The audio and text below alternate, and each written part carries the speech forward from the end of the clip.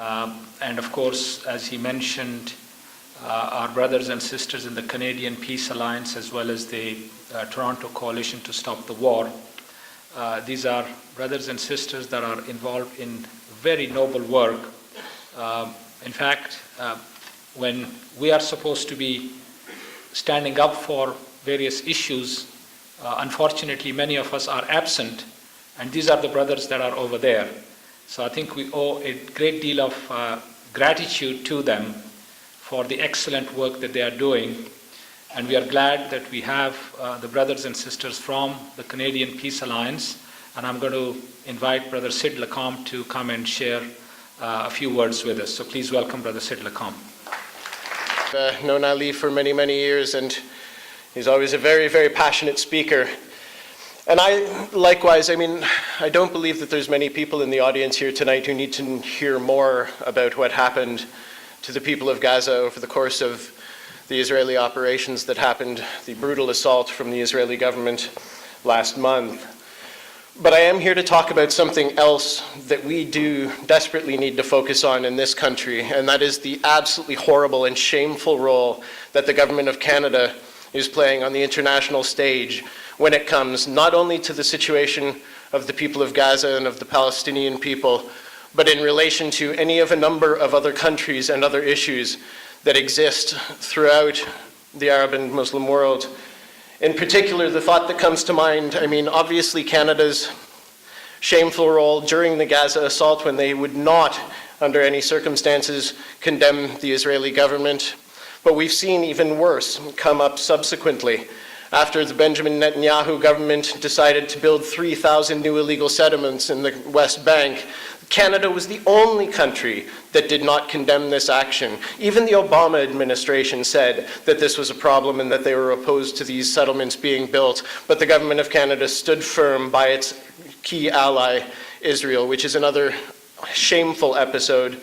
And Canada, of course, was one of the countries to vote against Palestinian statehood at the United Nations, and for all of the problems, and we know there are many problems with the bid towards statehood at the United Nations, at the same time, it was quite clear that Canada was going to stand against any kind of self-determination for the Palestinian people and will continue to do so. So this is obviously an atrocious position that the government of Canada has continued to hold. There is some hope, I think, when you take a look at the numbers around that particular vote and realize that Canada and the few countries, the handful of countries that voted against it, represent under the circumstance, they actually represent now 5% of the global population. The countries who voted for Palestinian statehood, again, not that this was necessarily the best option for Palestine, but the countries that voted in favor represent 95% of the global population. Once again, Canada is on the wrong side of this question, and they are on the wrong side of history. The problem is that they are wielding a tremendous amount of power, not only in this country, but in countries throughout the world. And they want to increase that power. They're working incredibly hard, and they are spending billions and billions of your tax dollars to try to continue to assert Canadian control over countries throughout the world. There are plans by the government of Canada to open up 8 new permanent military bases throughout the world to be able to maintain Canadian interests. There's plans, as we know, for $45 billion worth of money to go into the F-35 program to be able to create new weapons, to be able to more efficiently bomb people on other sides of the world. And this is something that this government, this shameful government, needs to stop. But it's something that they will not do unless we collectively stand up and do something about it.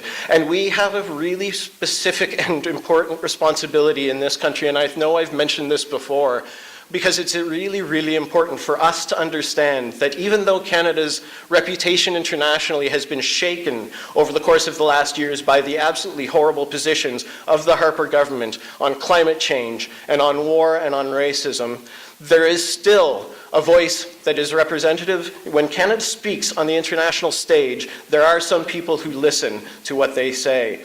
not as many as there used to be. In fact, when John Baird spoke at the United Nations around the Palestinian statehood bid, if people have not seen this, you need to watch the little YouTube clip. Absolute silence when he got up to the microphone. Nobody applauded in the entire auditorium for him because of Canada's shameful role on the international stage. Yet, they are still playing a role to try to whip up more Islamophobia and to whip up more war. We see Canada right now taking an incredibly important and leading role in the campaign to be able to actually to start a war with Iran. And this is something that the Canadian Peace Alliance is continuing to mobilize around. We are looking right now at Canada as of today has agreed that they will in fact be part of an international mobilization that will in fact move into Syria against the will of the Syrian people and will attack the Syrian government as we knew that they wanted to do. We know full well that there are international players who have been trying to gain control of Syria for an extended period of time as a precursor to a potential for an attack on Iran. They want to be able to sever Syria from its own partners in the region to be able to actually launch that attack. And Canada is using every single opportunity that it has on the international stage to stand up and try to whip up that war frenzy. We live in a country with a government that is absolutely appalling. It is one of the most racist and one of the most hawkish governments on the planet. And we have a huge responsibility in this country to do something to stop this government and to shut them down. We have an awful lot of work to do. However, we do as well have hope. Stephen Harper won the election with 30% of the eligible voters in the country actually deciding they wanted to support him. That means, as we know, it's simple math, 70% of the population does not want Stephen Harper in power. The question is, how are they mobilized to do something other than that? How are they mobilized to see an alternative to what is being put forward? And that requires all of us. It requires each one of us to stand out on the street corners with our leaflets and with our petitions to stop the next one, it happens to be the potential for an invasion and a military intervention in Syria. We need to get out in our numbers and we need to get out on the streets whenever we possibly can. We are happy to be part of the mobilizations around the war in Gaza to call on the government of Canada. And we had demonstrations in cities all across the country. There were 10 different demonstrations on the Saturday after the ceasefire was in fact agreed to, and people still came out in opposition to the position that the government of Canada has. But we need to be bigger and we need to be louder. And every single person in this room actually has the ability to make a really significant contribution to that. You're all in workplaces, you're all in schools, you all have other people that you talk to in your classrooms, in your lunchroom. Whenever you're out on the streets, you have family and you have friends who can stand up with us in opposition to the government of Canada. We've done it before. We have stopped governments who wanted to go to war, in particular the Liberal government that wanted to go to war in Iraq, and we stopped them.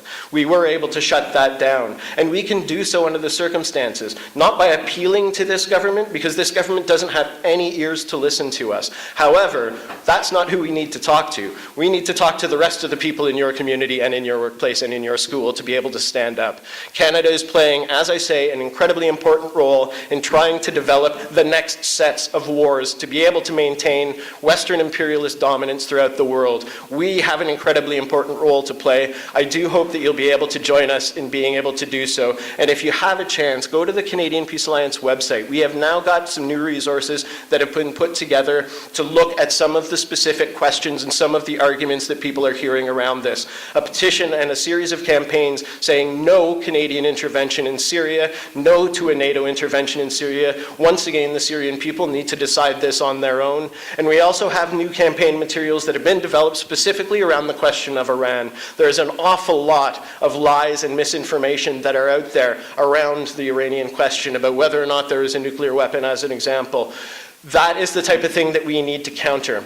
What we've encountered when we get out onto the streets with this, though, is something that's quite unique, which is even people who don't necessarily agree with us when we first talk to them, a little poke and a little bit of an argument, and they come around very, very, very quickly. And it's partly because the lies about weapons of mass destruction are still far too fresh in most people's heads. They remember that we've seen this before. We've all heard this record before. And that's why the Canadian people are actually able to stand up. But again, we need to actually make that happen. They won't do so automatically. We need to be able to actually stand up and make it happen. And to do so, of course, we need your support. We need to stand up, and we need to do something something, obviously, about this government, as I say, the most racist and hawkish government on the planet, and it is our responsibility to do something about that and to shut them down. And so we hope that you'll be able to join in some of the campaigns that we're going to be involved in over the next little while. There will be increasing mobilizations against the war, potential for a war with Iran, even though it seems to be pulled off the table and put back on the table over and over and over again. What we do know is that for the United States and for Western imperialism, an independent country like Iran that will not accept US imperialist dictate is something that is a thorn in their side that they want to get rid of. Regardless of when it's going to happen, it might not happen today, it might not happen tomorrow, but they really desperately want to do this. And Canada is already spending billions of dollars to be able to create new weaponry to be part of that, that brutal war in the event that it ever happens. We have the chance to stop them, but only if you join us. So please do take a look at the Canadian Peace Alliance website and some of the materials, and join us in the campaigns that we've got here across the country to try to shut down this government and stop this government from supporting another war. Thank you.